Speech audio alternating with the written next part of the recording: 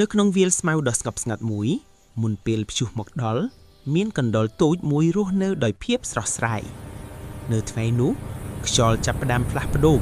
ហើយមេឃក៏ចាប់ផ្ដើមងងឹតព្យុះធំមួយកំពុងតែបក់ខិតចូលមកជិតមនុស្សនិងសត្វតូចៗភាគច្រើននឹងរត់គេចប៉ុន្តែកូនកណ្ដុរតូចព្យាយាមដើរទៅមុខភ្លៀងធ្លាក់ខ្លាំងហើយផ្លូវក៏คล้ายទៅជាលំបាក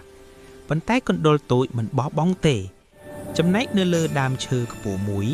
សត្វទីងទុយមួយកំពុងមើលមកដោយស្ងៀមស្ងាត់ភាពក្លាហានមិនមែនជាការមិនភ័យទេប៉ុន្តែជាការប្រឈមមុខនឹងភាពភ័យខ្លាចព្យុះមិនមែនជាសត្រូវទេតែវាជាការសាកល្បងចិត្តប៉ុណ្ណោះកុំឲ្យតែយើងបោះបង់វាចោលបន្ទាប់ពីភាពងងឹតពន្លឺតែងតែចូលមកដល់ព្យុះបានផ្លាស់ប្ដូរពិភពលោកហើយក៏បានផ្លាស់ប្ដូរកូនកណ្ដុរតូចផងដែរទោះជាមានរូបរាងតូចក៏អាចមានភាពក្លាហានបានដែរប្រសិនបើបេះដូងយើងមិនព្រមចោះចាញ់